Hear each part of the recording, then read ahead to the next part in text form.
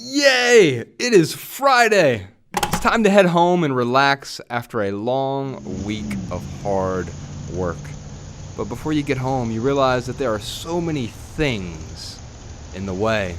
Here's a short 16-step guide to getting rid of some of the crap that is in the way. Step 1.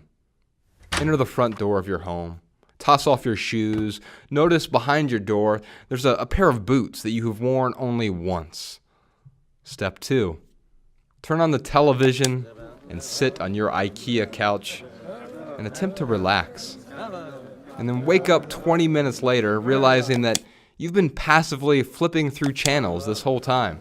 Turn off the TV, remove the batteries from your remote, and toss them into your Blendtec blender.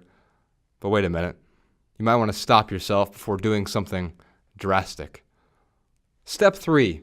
Briefly fondle that iPhone that's in your pocket. Stop yourself, realizing that you're about to do the same exact thing with YouTube as you did with your television. Now, it's time to delete every unnecessary app from your phone. Step 4. Don't you wonder what people did before television and internet access?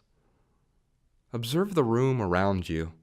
Take a look at all the unread books and unwatched DVDs lining your dusty shelves. Consider shopping. Then picture the unworn clothes occupying your cavernous walk-in closet. Step 5. Realize your imagination. Over the years, it's turned all black and gray. All the creativity has been drained from your life. Step 6. Suddenly recognize that you haven't used your spare bedroom, well, ever, really.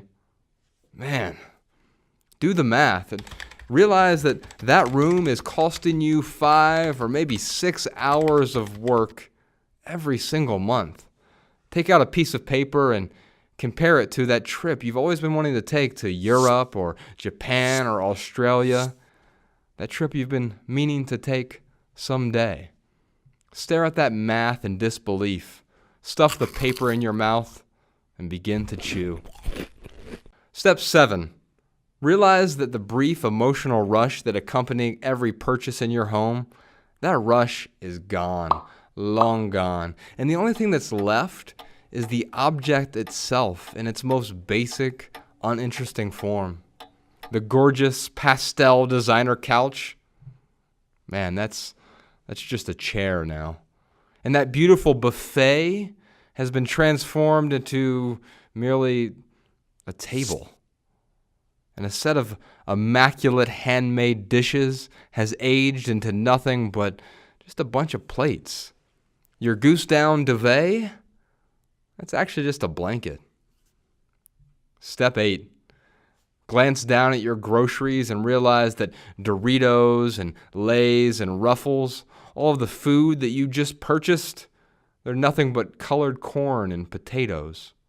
It's not real. Step 9. Open your credit card bill. Wide-eyed, discover how often you've confused shopping with actual extracurricular activities. Step 10. Remember that time you went over to a party at your friend's loft? Recall all the roommates, the self-made art and the photos on the wall, the obscenely cheap rent, the happiness and simplicity of it all. Step 11. Quickly create a list of the top 10 things you own in terms of how much they cost. And then with horror, make a second list of the top 10 things that make you happy. And then sense this creeping feeling of dread as you realize that there's no overlap between those two lists. Step 12.